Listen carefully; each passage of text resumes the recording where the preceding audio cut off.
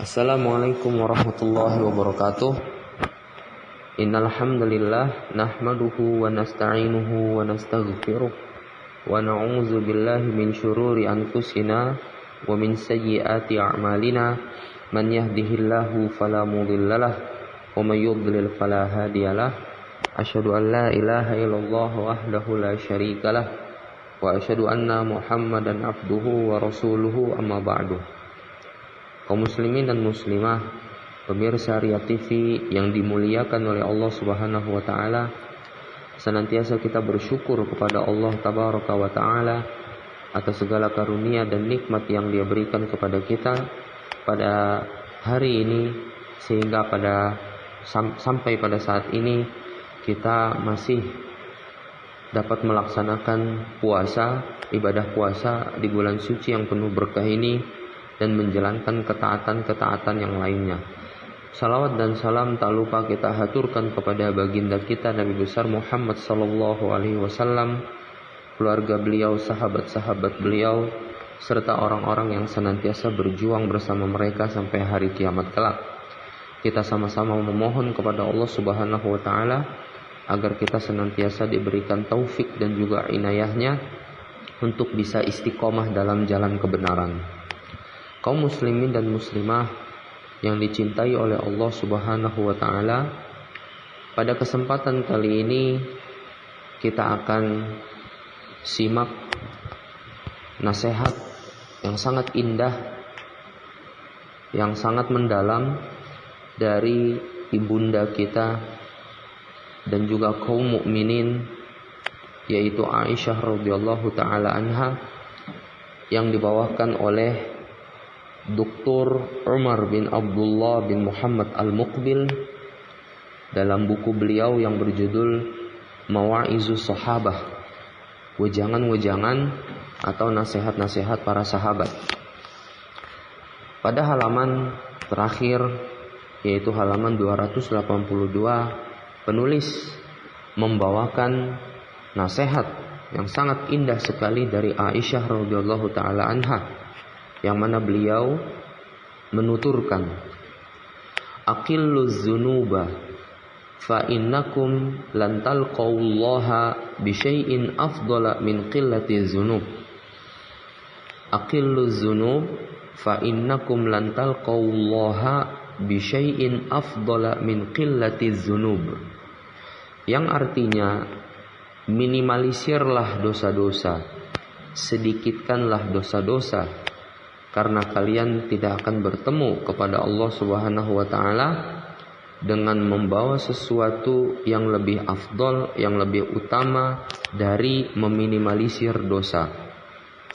Artinya, sesuatu yang dapat kita persembahkan kepada Allah Subhanahu wa taala yang paling baik, yang paling bagus, dan yang paling berkelas, bagaimana kita bertemu dengan Allah dengan dosa-dosa kita yang minim. Oleh karena itu, penulis buku ini ketika mensyarah atau menjelaskan nasihat agung dari Aisyah, beliau mengatakan, subhanallah ma ajmala hazihil mau'izah. Subhanallah, betapa agungnya nasihat dari beliau ini. Dari nasihat Aisyah radhiyallahu taala anha dapat kita ambil beberapa poin. Yang pertama, nasihat ini adalah nasihat yang tulus dari beliau radhiyallahu taala anha, yang bermuatan cinta dan kasih sayang kepada seluruh kaum muslimin, agar mereka semaksimal mungkin meminimalisir dosa-dosa dan juga kemaksiatan, terutama ketika berada di bulan-bulan yang dilipat gandakan pahala-pahala ketaatan dan juga dilipat gandakan dosa-dosa yang dilakukan. Kemudian yang kedua, di sini beliau mengatakan aqilluz dzunub, minimalisirlah dosa. Perkataan beliau radhiyallahu taala anha minimalisirlah dosa-dosa, sedikitkanlah dosa-dosa, memberikan kita sebuah faedah yang agung, bahwasanya kita sebagai manusia tidak mungkin dapat lepas dari dosa dan juga maksiat. Karena Nabi SAW bersabda, kullu bani Adam khatta'un wa khairul khatta'ina tawwabun. Kullu bani Adam khata' wa khairul khatta'ina at-tawwabun. Setiap anak Adam atau setiap manusia pasti sering melakukan kesalahan, sudah pasti.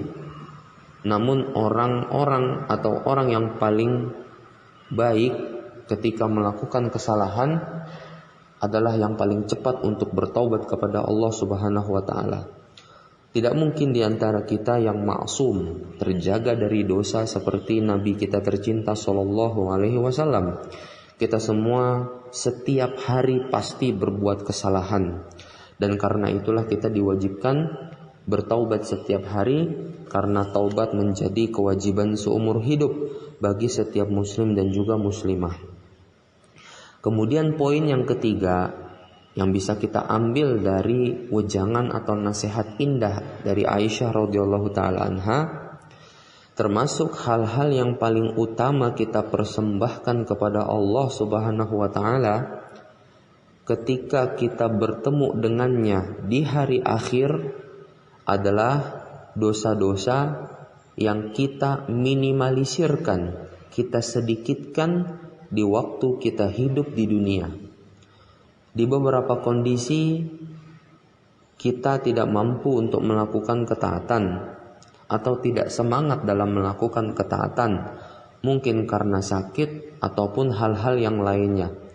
Ketika kita tidak mampu melaksanakan ketaatan-ketaatan tersebut, maka janganlah kita berbuat dosa ataupun maksiat. Kita sudah tidak mampu atau tidak semangat dalam melakukan ketaatan, maka jangan ditambah lagi di hari tersebut dengan kita melakukan dosa dan kemaksiatan. Tentunya yang akan kita dapat adalah azab dari Allah Subhanahu wa taala atau hukuman darinya. Kemudian yang keempat, ada beberapa manfaat ketika kita meninggalkan dosa, sebagaimana yang diungkapkan oleh Al-Imam Ibnu Qayyim dalam kitabnya Al-Fawaid. Beberapa manfaat ketika kita meninggalkan atau meminimalisir dosa. Yang pertama, dapat menegakkan kewibawaan. Artinya ketika kita meminimalisir atau meninggalkan dosa, ketika kita tahu bahwasanya sesuatu atau perbuatan tersebut tidak diperbolehkan dalam agama Islam, maka wibawa kita akan kelihatan dan akan tegak. Kemudian yang kedua, menjaga kehormatan. Yang ketiga, menjaga kedudukan. Hifzul jah, bahasa Arabnya, menjaga kedudukan. Kemudian yang keempat, dicintai oleh makhluk. Kemudian yang kelima, aman dari gangguan orang-orang yang jahat. Kemudian yang keenam, kelapangan hati akan kita dapatkan ketika kita meminimalisir dosa atau meninggalkan dosa tersebut.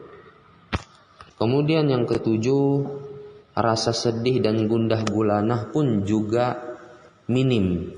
Ketika kita meminimalisir atau meninggalkan dosa, maka sudah barang tentu rasa sedih dan juga gundah gulanah yang ada di diri kita juga akan berkurang. Kemudian yang kedelapan, setan pasti akan menjauh. Kemudian yang kesembilan, rezeki pasti melimpah.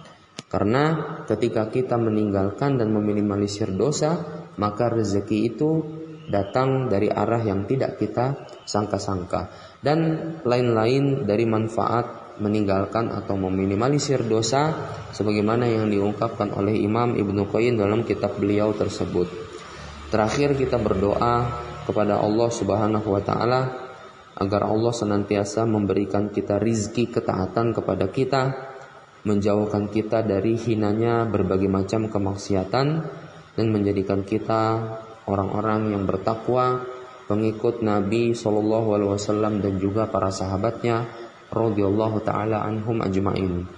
Sekian yang dapat kita sampaikan, semoga mendapatkan keberkahan dari Allah Subhanahu wa taala. Akhiru da'wana anil hamdulillahi rabbil alamin. Subhanakallahumma wa bihamdika asyhadu an la ilaha illa anta astaghfiruka wa atubu ilaik. Assalamualaikum warahmatullahi wabarakatuh.